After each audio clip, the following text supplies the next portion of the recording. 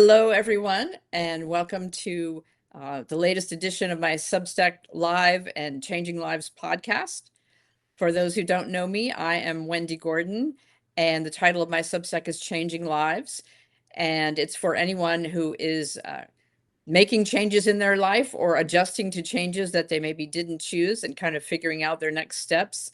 And really anyone who just wants mental and spiritual health, wisdom, suggested resources, simple practices to do to feel better in our crazy world.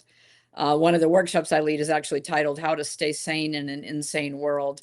So I'm passionate about mental and spiritual health, and I used to be a pastor. So this is kind of my natural gifts are helping people through hard times. And I'm excited to have today as my guest, Paulette Bodeman, and I will invite her to introduce herself and tell a little bit about her Substack and her work. Great. Thank you, Wendi. And I'm often called Pauline, and that was my mother-in-law's name. So Yeah. that's, it's always a sweet little connection when that happens. I'm Paulette, and I'm so happy to be here, Wendi. Thank you for sharing this time with me and giving me an opportunity to talk about what I do too. And my Substack is called Because Life is Messy.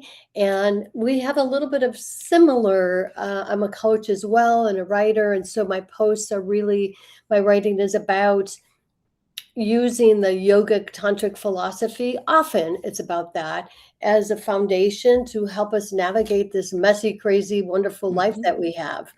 So I'm happy to be here.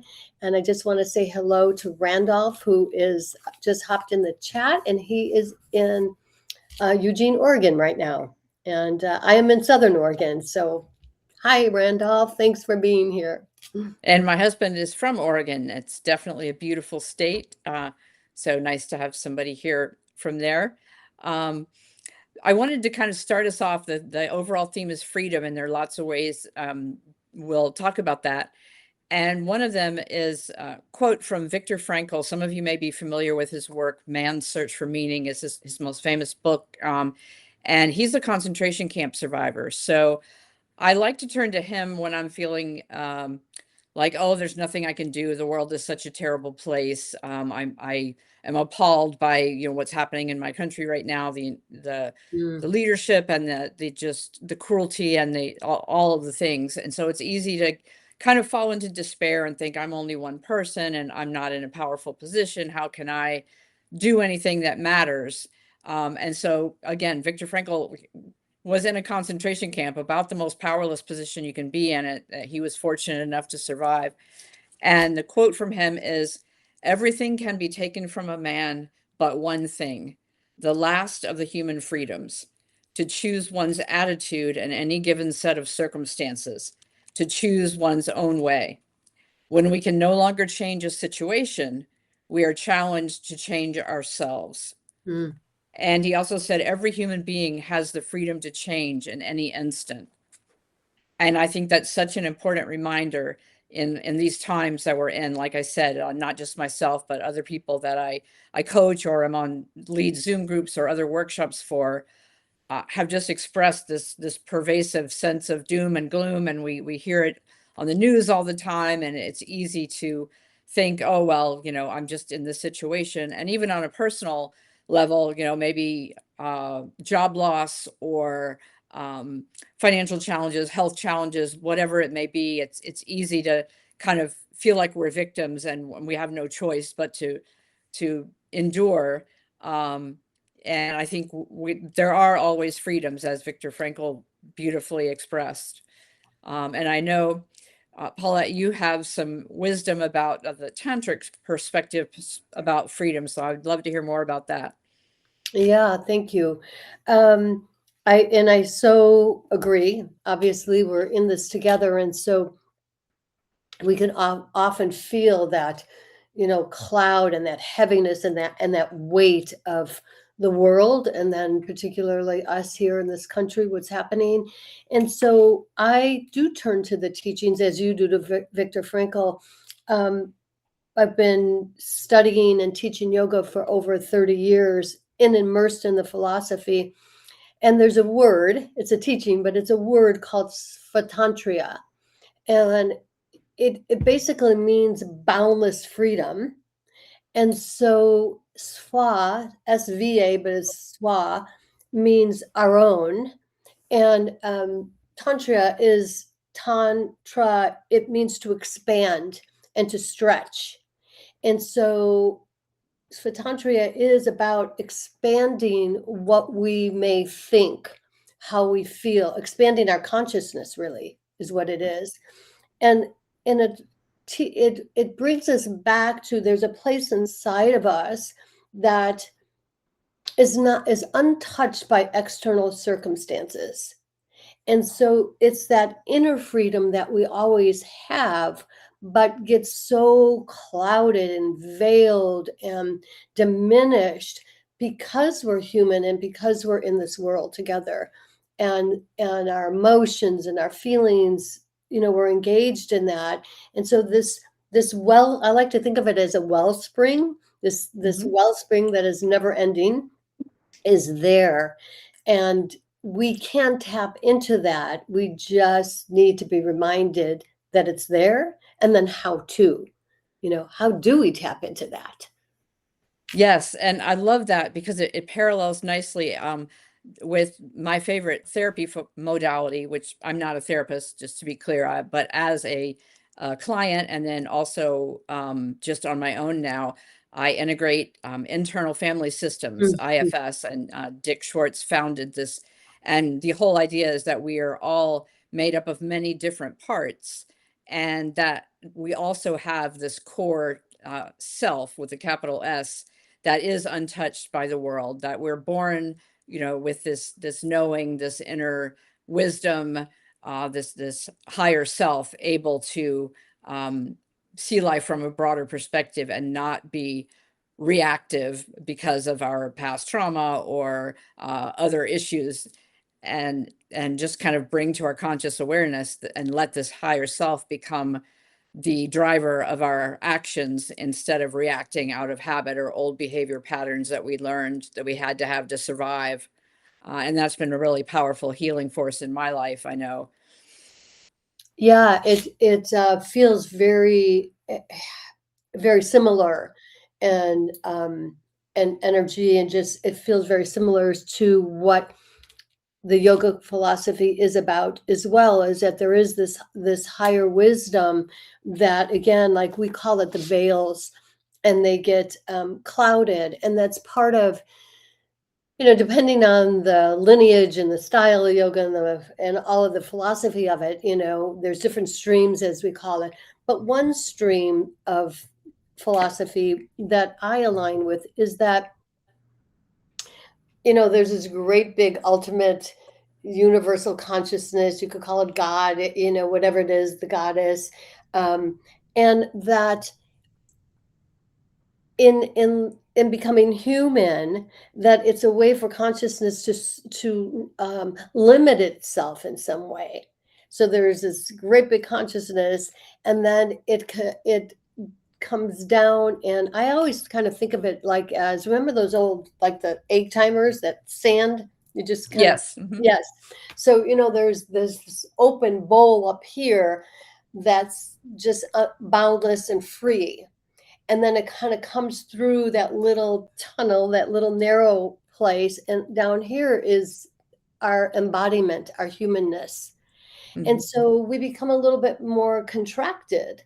And in that contraction, we forget that there's this source that's actually within us that we can tap into. In the ways, I think that, when I first started studying yoga seriously so many years ago, I felt very like a fundamentalist, like every single person needs to know Huh. this and be a yogi and study and do this and do that. And of course, after a short time, I learned that we all find our way. How what for me, it's to get on my yoga mat, to journal, to meditate is an opening to tap into that source um, of freedom, but that isn't for everybody. So I think that's kind of the gift and the paradox of being human is to how can we, what are the ways in which we find that place within us? And it's a paradox of living. I mean, because we're both boundless and free, and we're constrained in this body. And so there's always this little, I don't want to call it a struggle, but I guess it is in a way. How do we keep that ease even as we're going through our everyday lives, navigating our everyday life? Absolutely. And like you, when I was younger, I kind of felt identified as Christian and became a pastor. I kind of had that mindset of, yes, everybody needs to have this belief system and to be part of a church. And now I call myself Christian adjacent or a Jesus follower because I do think he's an admirable spiritual role model, absolutely, but I don't believe a lot of the doctrines that I used to. And the more I've studied other religions, other spiritual leaders, the more clear it is that all of them are essentially saying that we are all one, we are all divine, we are individual manifestations of the divine. The divine lives within us, works through us, but also connects all of us. And that it's so easy for us to forget that truth, like you said. But when we, through whatever method, come back to ourselves, if you will, and realize that truth, that we are uh, divine and that we are all divine, it that's what I believe our world needs to heal, essentially. And as more of us recover that truth and get more in touch with our authentic selves and learn how to respond to situations with our freedom instead of reacting, that's what it takes to end hostilities, to Mhm. restore right relationships with ourselves, other people, and the planet. Totally. And so one way to look at how does Svatantria fit into that, just exactly what we're both saying, and that nice connection and thread, it's that it's about connecting to that true nature, our true nature, and to be able to respond to our lives rather than than to react to them, uh, Mhm. and to really be able to know that we have these unconscious patterns and these limiting beliefs and all of these our cultural and familial and all of that we come into the world with. From a tantric perspective or from a yoga perspective, one of the streams is we have this optimal blueprint, physically, spiritually, mentally, energetically, all of that. And we come into the world with it, but instantly, it's like going through that timer. Mhm. There's already this constraint that's placed on us that is sort of foggy and cloudy. And that part of the practice is to actually like part Mhm. the veils, and we get glimpses of it. We're not in that state all the time, but we can get glimpses. And then when we're in right relationship, or we have peers and colleagues and friends who remind us, it's easier to tap into that again. Like, Yes. just recently I met with a friend that I've been friends with for many years, and we taught together in Arizona, and now I'm in Southern Oregon. And she was here just briefly, and we met for coffee. And oh my gosh, it was like the minute we saw each other, just this instant connection, and the hug. I could just still feel the hug, and we just sat, and it was like just yesterday, and we talked about how that's something we miss. We Mm. miss having that community, because being in the community, even with all the nonsense that happens in community, it's also we mirror one another and we mirror each other's light.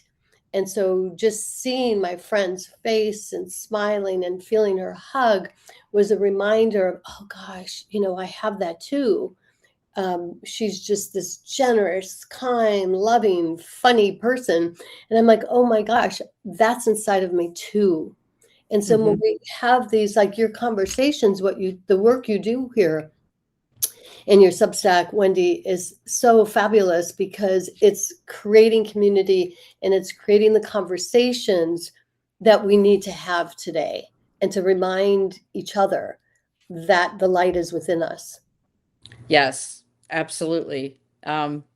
That saying the light is within us reminds me, I just have to share this because I got my proof copy the other day. I'm an amateur nature photographer, and so this will be available September 1st on Amazon. It's a paperback book that combines my nature photos with short sayings, inspirational messages about embracing our uniqueness and celebrating diversity the same way we do in nature. But anyway, one of the pages, I don't know how well you can see this, says, "Find a way to let your light shine. The Mhm. world needs it." And it's a photo Mhm. of a sunset reflected on a lake. And I Beautiful. think that's so important. As we were saying earlier, it's easy to get overwhelmed and to feel like I'm only one person. What can I do? Or I'm trapped in this particular circumstance that's unbearable. And yet, I have to stay in this job because I need the health insurance, or I have to stay in this relationship because I can't afford a place of my own, or whatever it may be. And yet, as we've been saying, there's still that freedom to choose how we respond, and it doesn't come easy, and it doesn't come all the time. I think that's another very important point that you raised. None of us reaches this state of perfect enlightenment where in every interaction we are always fully grounded and responding from a place of calmness and curiosity rather than judgment. Um, I always stress that whenever I start coaching someone, that I believe you already have the answers within you, and my Mhm. role is to kind of help you rediscover them and embrace your authentic self and your truth and your relationship with whatever your higher power may be. It's not for me to come in and say, here are the answers. I may have some suggestions and some resources that are helpful, but it's not for any human, in my opinion, to tell any other human, you must live the way I do in order to be a good person or right with God or whatever. Yeah, yeah, for sure. And one of the, as a recovering controlling freak, that I think a lot of us could relate to, Yes. what I've learned from the yogic background and just the philosophy in Svatantria, that it isn't about controlling life. And I actually wrote about that in one of my last essays. It's really learning how to let go of that. And Yes. that is so scary, especially when we feel like the world is just.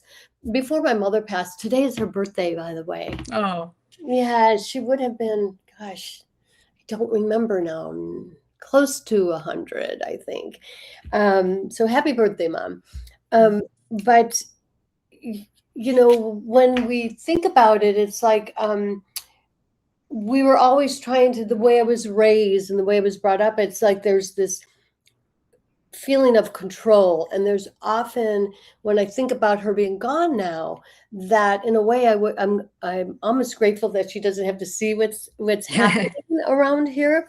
But one of the things that I like to share is that she was a very devout Catholic, and I was raised Catholic. And I used to say that I was a recovering Catholic. And then I came to a place of going, that's not so nice, Mhm. because there was so much about the Catholic faith and the ritual. I think that's what led me to yoga too, is this the ritual was beautiful. And like you said, some of the teachings.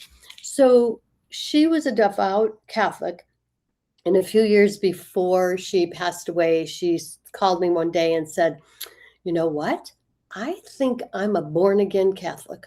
And I'm like, what does that mean? And so it was beautiful because we were able to look at her perspective, what that meant, and from a yogic perspective or my perspective. And what we found was we were both learning how to let go of trying to control. I mean, especially she was in her later years looking at facing the next transition of her life, Hmm. and how to do that with grace and allowance, and letting go of trying to control every situation and how it might look. And that was such a great lesson for me, that in what ways am I still trying to control? Control my thoughts, control my husband, control my Hmm. dog, control everything. And how we feel like that gives us safety. Hmm. But in fact, it's when I could step back, and I've been coaching a really good friend of mine, actually, and that's an interesting dynamic, which I am so grateful for. It's such a blessing. But coaching about that, our mind tells us that if we can control the situation, everything's going to be okay. But our history and our experience will tell us that that in fact is not true. Right. So finding that way where we can tap into, I think of boundless freedom also as a sense of peace, that there's a Yes. place inside that's where the stability comes from. That's where the safety comes from. Doesn't mean that it is going to turn out the way we want it. But if I could step back a little bit and let go of, I used to call it in my yoga classes, let go of the death grip. Like we're doing a Mm. pose and we're like this, and just kind of soften a little bit and allow grace to come in. And to me, that's really part of Svatantria, a big part of it. It's a continual dance between embodiment and this greater consciousness that we also have. So, Yes, that's beautiful. I love that. And as you said, there's so many ways I think in which all of the great spiritual traditions essentially teach the same message. Jesus phrased it as love your neighbor as yourself, and did that in his lifetime. And then we have the Buddhist concept of the loving kindness meditation. We have what you shared, the tantric philosophy. Any religion or spiritual belief system, it doesn't have to be a religion. I think that the ultimate teaching is that um, we all have the Holy Spirit, some piece of the divine within us, and also that there's this greater whole that we are part of, and that our lives are supposed to um, be about good excuse me one relationships. Yes. second. I knew that was going to happen. I'm sorry. Heard you, That's okay. my dog. I just let her out. Okay. But yeah, so I think so much of life is learning to let go, as you said, because when we are trying to control other people, um, that's when we have strained relationships, and that's when, as you said, we want the illusion of certainty and of control. And when we worry, it's the same thing. Our brain is trying to solve the problem, but we get stuck in that worry loop where we're not actually capable because we're in that anxious state of thinking rationally, of problem solving, of coming up with alternatives. And the same thing with relationships. We when we're in that state of great tension and anger, we can lash out and say things we regret later that we wouldn't say if we were able to be calm and centered, and to remember that this person is part of me as well, even if it's someone that we're not in close relationship with, where like the saying goes, we're all waves in the same sea, Mm, or we're all trees. I love that what science is revealing now about the underground network of the roots of trees and how they communicate with each other and form alliances. Just incredible. it is incredible. It's fascinating. I'm so glad you brought that up. And you know, we could sit here and I could, speak about tantra and everything it's given me, and I'm like, and I could really fall off the wagon. I could, it's not this perfect place. It is a practice. And so I think what I've learned for myself is that I'm a little bit uh, quicker on catching myself as I stumble. When I'm in more reactive mode, So I think that's one of the greatest gifts as well, are conversations like this and being in a community to support one another. So you find that place a little bit quicker to bring yourself back. I want to make that point that, we are in practice together, Yes. and that to be able to forgive ourselves, and to be kind to ourselves, that again, we're not going to reach that total enlightenment. Maybe some but people will, but I don't think at my age it's going to happen yet. So but that's part of the joy for me, is to see, even in my journaling, like, where did I come from Yes. 10 years ago, 20 years ago, Mhm. a week ago? Like, oh, there is growth, there is evolution. And one other thing I wanted to point out about Tantra, and if anybody has a question or a comment in the chat, please feel free. I'll kind of monitor it for Wendy. Um, Tantra believes that it's kind of a paradox too, because in some philosophies, there's this idea that the ego is bad, and so we need to, like, our mind and what's it Yes. saying, and need to squash this ego. Mhm. From the tantric perspective, it's no, it's not bad in and of itself, and there's an allowance for the ego. It's part of the, to me, again, it's part of the dance, it's part of the unfoldment, is to allow the ego to make mistakes, to actually have desire. I mean, without desire, we wouldn't be here, Right. right? I mean, desire is creation. And so part of this tantric philosophy, Svatantria, is this idea that we allow for the ego, and then we just maybe look at, well, what's emerging? What is the ego telling us? Where does it need to be maybe reined in a little bit or looked at? I always think of, how in coaching, when you have a client and you talk to them about their inner critics, Yes. and so what is it saying? Mhm. Well, one of the exercises I like to do is I actually ask my clients to give it a name, and maybe there's tons of names because we are so many different people. And so, give it a name, and then what does it look like? Even if you don't draw, you could, I used to call mine, I forget now, Pissy Paulette, and all of these names. And I also found that sometimes there was something my inner critic was maybe trying to point me to, so I sometimes think of my inner critic as adjacent. I love that word that you used earlier, to my ego. Okay, is there something I'm not seeing here that this reactiveness or this voice is trying to get me to look at? And I kind of like that, because then if we're denying all the parts of ourself, that's a denial of us. Yes. And again, that reminds me of internal family systems too. The idea is one of the parts is the inner critic, and you don't silence it by attempting to get rid of it. You mute it, if you will, by having a conversation and genuinely trying to understand it. Okay, why is my inner critic being critical? What is it trying to protect me from?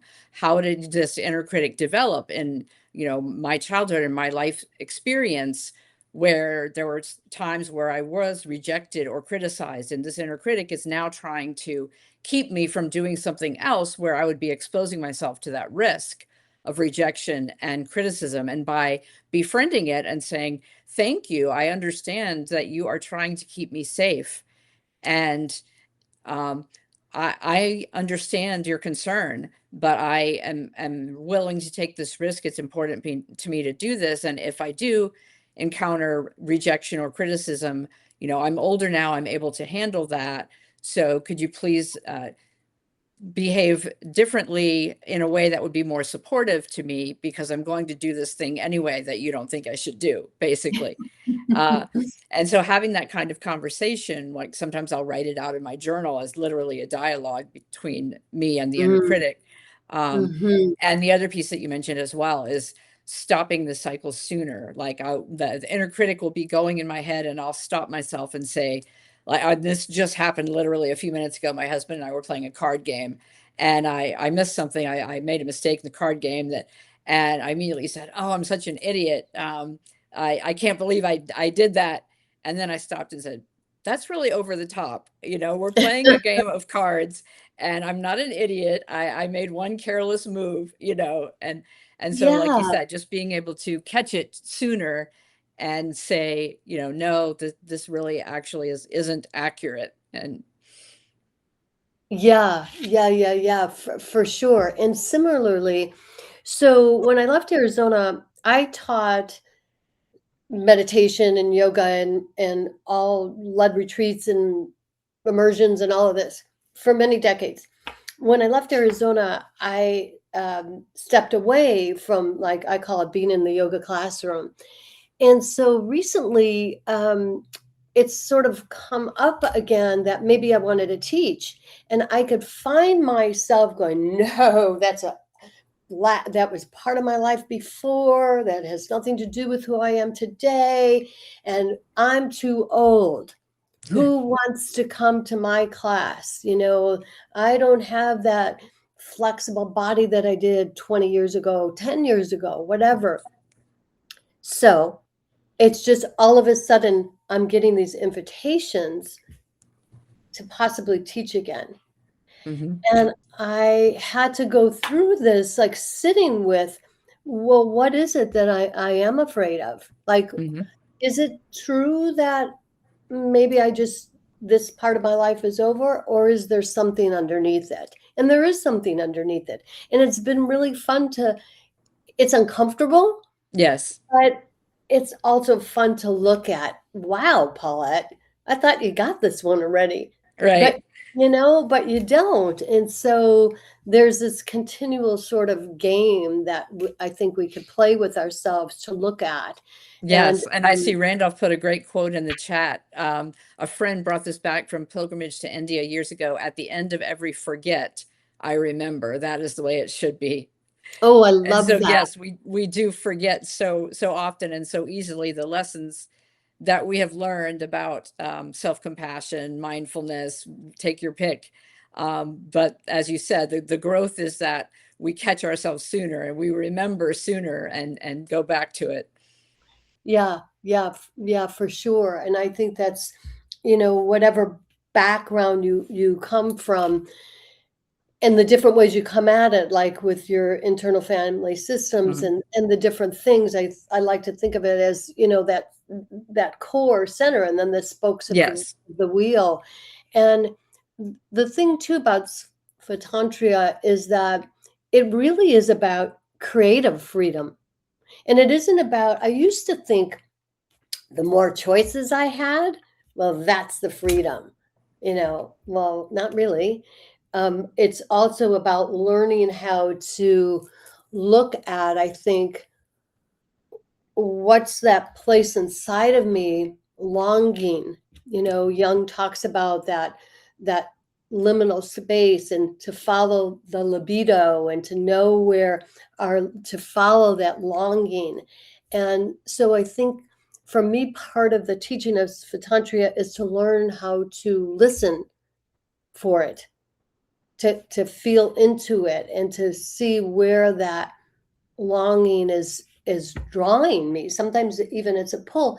Moving here was a pull to Southern Oregon. I mean, we lived in Arizona for over 40 years, and my husband was looking at maybe semi-retiring, and different things came up, and COVID, and my health, and I thought, I can't. And he's been with me for a long time, so he kind of follows the woo woo. And Mhm. I'm like, I'm just being led to leave here. Like, it's time to move on after all of these years. And it was scary, but I think when you're able to get quiet enough to find that place and to have that conversation within yourself, and to hear what that wellspring is offering us, I think that's so powerful. And so, Absolutely. of course, to me, it's agency. It doesn't mean that we don't have agency anymore. I think that's part of the creative process and freedom is to know that we do have agency. And so to be led to, where our heart is taking us is part of that boundless freedom, I think. And sometimes it's deciding to stay exactly where you are. Doesn't mean Yes, you have to upend your life like we did and right. say, we're gone. It means staying where you are. And I think I found that too, that there was a part of me that felt like I literally had to geographically leave in order to create new space for myself inside. Hmm. And I love it. And I think the move was spectacular. But what I've, you know, learned was I didn't have to make a geographical move. I could have, the space is already there. Um, this helped, and I'm really happy we did it. But that that freedom, it doesn't matter where we are, what's Yes. happening. And that leads into, I think it would be helpful to talk about the specific ways, like how for people listening going, yeah, that all sounds great, let go and not try to control things and focus on mindfulness and getting in touch with the core self and the inner wisdom and the higher power. But, how do I do that in practice? And so I know for me, and from reading your article, for you too, one of the ways is just spending time in nature Mm. so that we do have that sense of calmness and quietness, and we're able to listen to that voice within, that maybe that nudge that's been trying to get our attention, but we've been too busy to notice it. And then I'm curious for you, are there specific yoga practices or others that help you uh, hear that inner wisdom, that wiser self's voice? Well, definitely nature.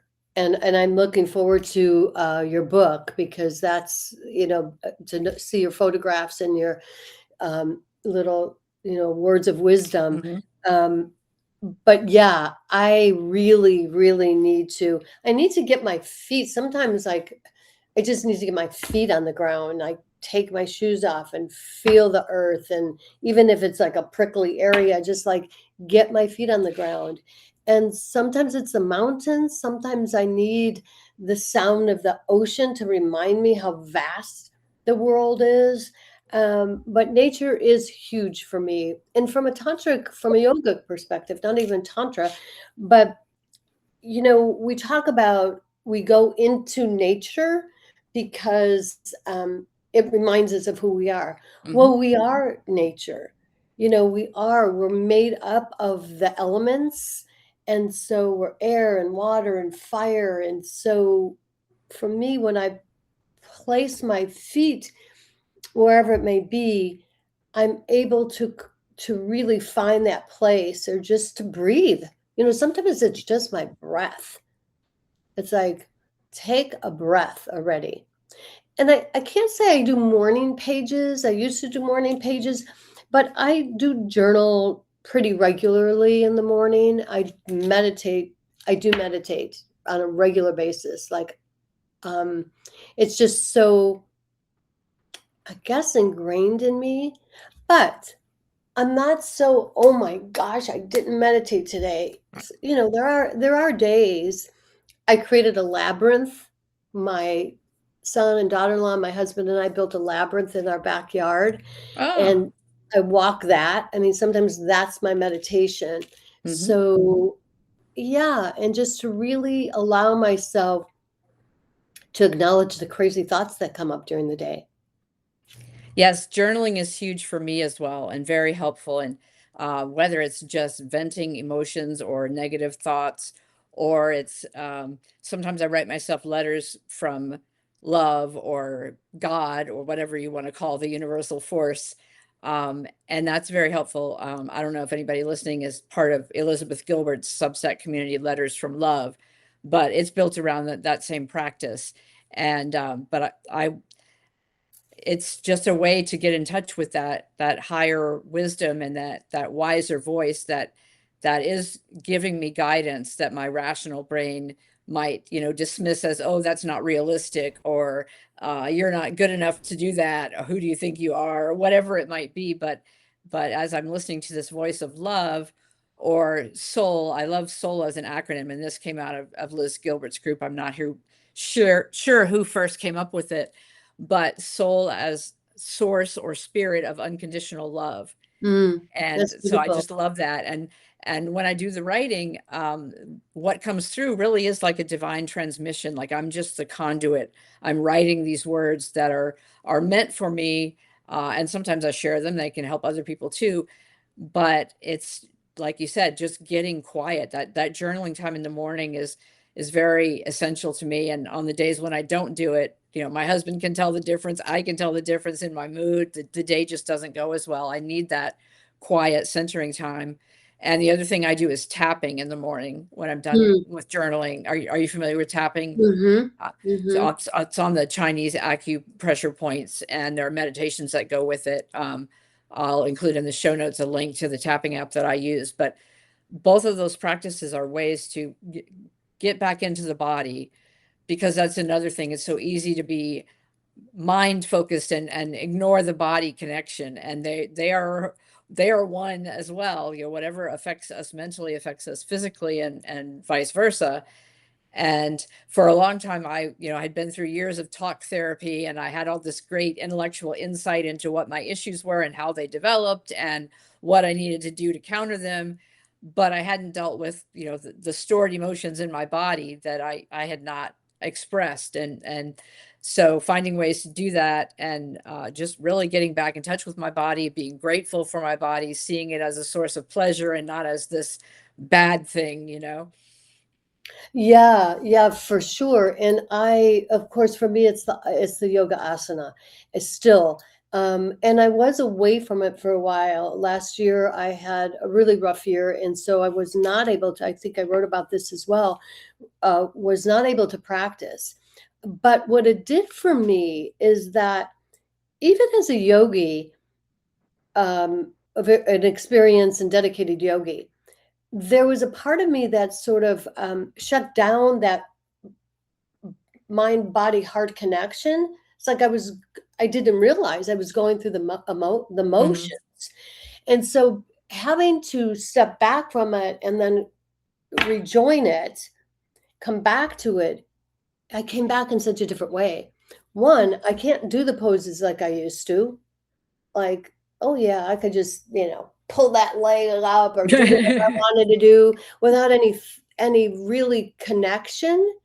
And I can be in my head a lot. That's part of my personality as well. So to come back to the mat, as I call it, and relearn why I loved this practice in the first place, just opened me up in a different way, and I could feel the sensations, like where I was holding stuff. Not just, oh yeah, I have a tight hamstring, but where am I holding onto something, and not trying to push it out like I've done in the past, but just to like acknowledge it. Mhm.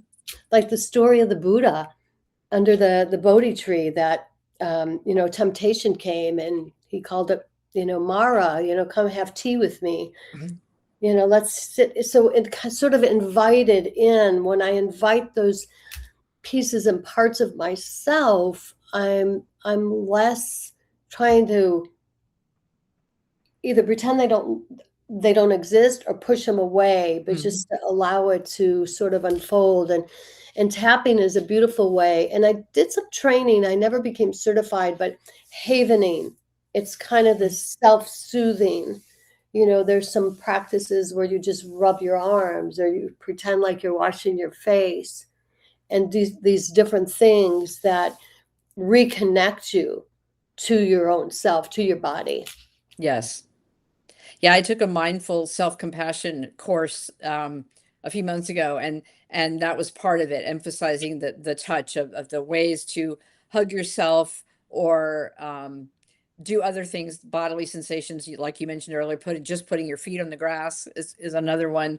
Um, any kind of way to come back to being in the present and being gentle and kind to our bodies, and just movement in general. There's plenty of research about the benefits for depression, anxiety, you name it, of just simple movement. And it doesn't have to be, strenuous exercise. It can be just a walk. What I do around the house are dance breaks. I'm a huge Bruce Springsteen fan, and so I put on his music and I'm singing, dancing while I'm doing the dishes or whatever. And just that movement is another way to get me out of my head, back into my body, fully present in the present moment, and makes a world of difference. I love that image because I'm going to think about you now, about you dancing in your kitchen to Bruce.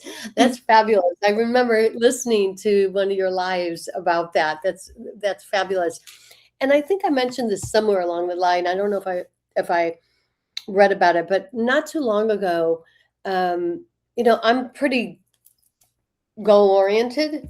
And so, as probably a lot of people are here, so that a little bit, watching that ego where it's driving me. But recently, I took a walk in nature, in the woods, with a new friend who is a retired archaeologist. Hmm. And so there was three of us. And my one friend, who I know a little bit better, said, "This is not about getting your steps in, Paulette." And I'm okay. Thanks for the warning. I Hmm. appreciate that. And so my archaeologist friend would stop and say, "You see this leaf? You see how it looks like lace?" And then she knew the plant. She's also a Native American, so she would be able to name certain plants that her tribe or another tribe used to make baskets and weave, and it was such an incredible experience because we truly were in the present moment. And I told her at the end of the walk, um, I'll never be in nature the same again. I thought I was paying attention and present. Of course, I don't have her knowledge, but I have the ability to pause enough to really look at that leaf, to look at Yeah. the shape of that flower, that, there's the mandala there. It's everywhere. That circle of life is everywhere. Yes, it's funny that you mentioned that, because my walks are definitely not getting steps in. And my husband and I will occasionally walk together, but very rarely, because for him, a walk is a steady pace walk. For me, it's like, oh, there's a great blue heron. Stop in my tracks, watch it for half an hour, and just marvel and like have the soul connection, looking into the eyes of this great blue heron, or a bunny rabbit or whatever it might be, but especially the great blue herons for me. Um, but yeah, so it's a very different perspective. And I also, as I'm walking, um, I have my phone on Do Not Disturb. The only reason I take it out is to take a photograph or a video of an animal, usually, or a sunset, or something beautiful, a flower. Um, but it's just a very different perspective. And so many people pass me jogging and they're talking on their cell phone. They're just blissful, completely unaware.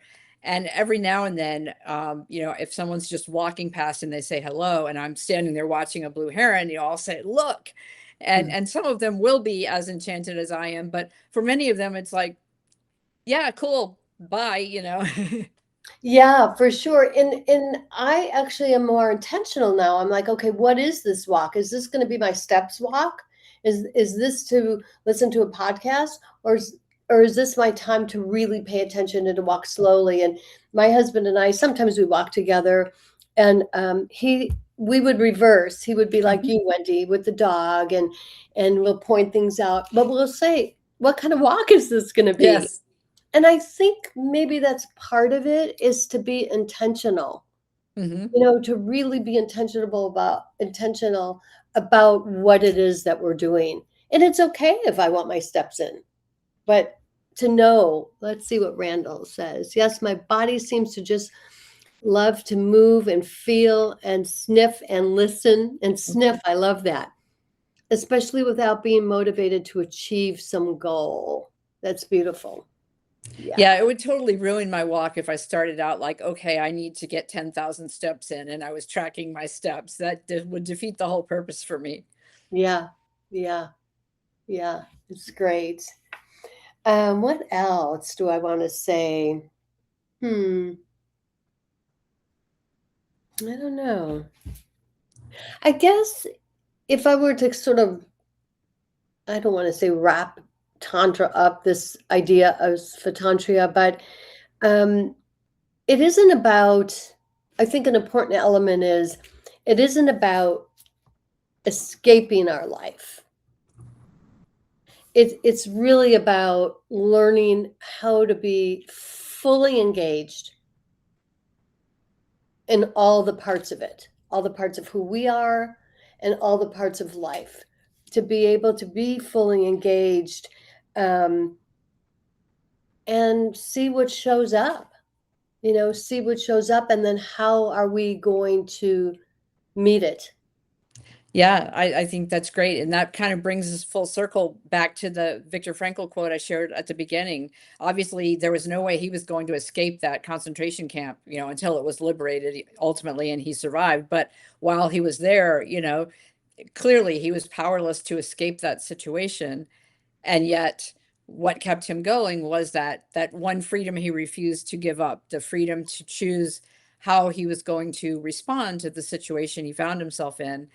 And um, some things that are good, like mindfulness meditations, can become an escape if they're used too often to immediately jump to, let me get out of this feeling I'm having, or let me escape this unpleasant reality by pretending it's not there by going to do something fun so I don't have to think about it. So there is definitely a balance that has to be there between being grounded and centered and in the present moment, using these techniques versus using them as escape mechanisms so I don't have to feel what I'm feeling.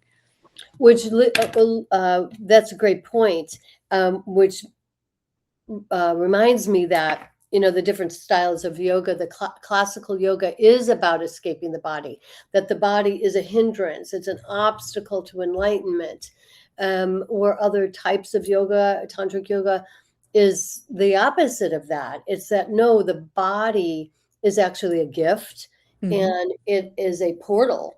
It is a method, a guide to embody into enlightenment, and that it Hmm. isn't about, back to what we talked about, that we're going to be enlightened every moment of the day. It's that sunset picture that you showed, that Hmm. beautiful reflection on the lake. It's those moments, I call them guru moments. It's that Yes. where the weightiness of the world and the where you're reconnected to the awe and awesomeness of life, Yes. and that is this opening, and that's about being fully embodied in life. So Absolutely. from that perspective, and even in the difficulties, Yes. especially in the difficulties. Mhm. Yeah.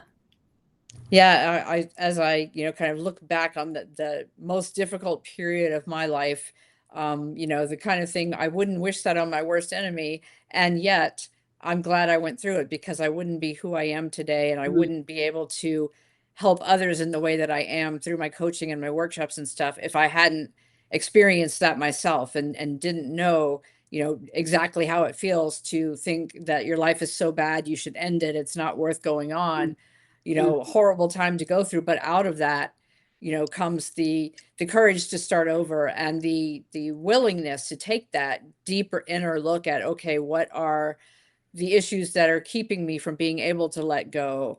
And what can I do proactively that helps me get grounded and centered and out of the negative thought loops, etc. So Yeah. yeah, we can't just think that we're going to, once I'm enlightened or once I have the right beliefs in place, I'm never going to doubt myself again. I'm never going to get angry with anyone again. Yeah, yeah, for sure. Which kind of leads me to my Substack, because life is messy, about finding the gold in the precious mess of our life, because there is gold there. when we're in it, we can't see it, we can't find it, we don't even Right. want to think about it. But when we're a little bit further removed and we're able to step away from it a little bit, then we're able to dig through the mess and see where the gold is. And to me, that's a kind of freedom. That's Fatantria as well, to find that, oh yeah, okay, there was something here for me. And and let's face it, it's a challenging time. People are in crisis. And so I think the work that you do and I do, and I see if Alona's still on here, the work that Alona does, I think that it's so important today that we all gather what our strengths are and Mhm. share them in the way that we know how, so we can help us all. Because, if we are not in crisis now, we have been. I Right. certainly, Or we know someone who is that we love and are worried about. yes, Or we just look at the world and I, for one, am a highly sensitive person, very empathic. So even though I don't personally know anyone who has been detained by ICE or deported or, physically harmed, arrested, whatever, even just seeing those visuals or hearing about it, um, activates my nervous system and I have a strong reaction to and so I think that that's why every day for me, I need to journal and tap. It's not a question of, oh, am I feeling stressed out today? That would be the default state of my nervous system if I didn't do these things. right, right. I think definitely that, generally speaking, most of us are on that high alert, vigilant state. And so, circling back, I shared, um, and I know a couple of the people that are on here, I know that there's ways that they're finding to regulate their nervous system. Mhm.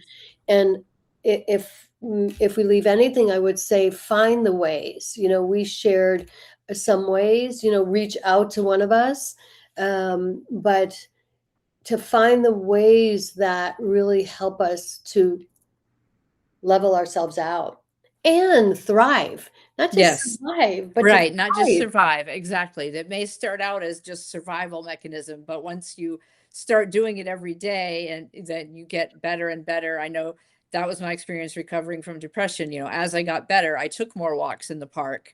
I was more conscientious about making sure that I was taking care of my body with sleep, with hydration, with food. Hmm. Um, it's all a circle and a growing awareness that makes life better. And as you said earlier, even during the hard times, I'm more aware now of the moments of joy and more capable of creating them, even in the midst of, yes, the world is still the way it is. Yes, yes. And years ago, I did a year study with a Buddhist teacher, and he lived in a refugee camp in India, I believe. He was the sweetest man. And on Mondays he would be at the library, and then I did a more intense study with him. But on Monday nights he would say, call it tidbits from Tibet. But he would tell us, and he had a really strong accent. So what was really beautiful about that time is that you really had to listen from with your heart. Mm. You had to kind of lean in and just like close your eyes and listen. And I think it was really powerful to pay attention in that way. And he used to say, you do your practices when times are really good and even. So they're there as your foundation for when they're not. Exactly. Yes. And that's been, I don't know, over 30 years ago I heard him say that and I'm like, yep, he was right. Absolutely. Well, we've reached 3 o'clock. Hard to believe. As I say every week when I have these conversations, I feel like we could go on for hours more, and I always enjoy them so much. They're so life-giving, and it's just wonderful to make connections with other people and learn and grow Mhm. and see how much we all have in common, no matter how diverse our experiences are. So thank you all for being here. And for those who listen later or watch later, um, appreciate your interest in our work. And I will publish the recording of this later tonight with some links to some of the things we mentioned. And look forward to your comments. You're welcome to DM me on Substack if you want to find out more about my coaching or my Zoom groups or anything else, my Nature and Nurture book that I held up that's coming out soon. And same thing for Paulette. I know she's going to publish it on Tuesday on her Substack. So either way, you can find us and reach out. And just best wishes to everyone that you have a practice that nurtures you, whatever it may be, and helps you stay grounded in these chaotic times. Mm-hmm. So thank you all for being here, and talk to you soon. Thank you. Bye. Thanks, Wendy. Thanks, everyone. Bye.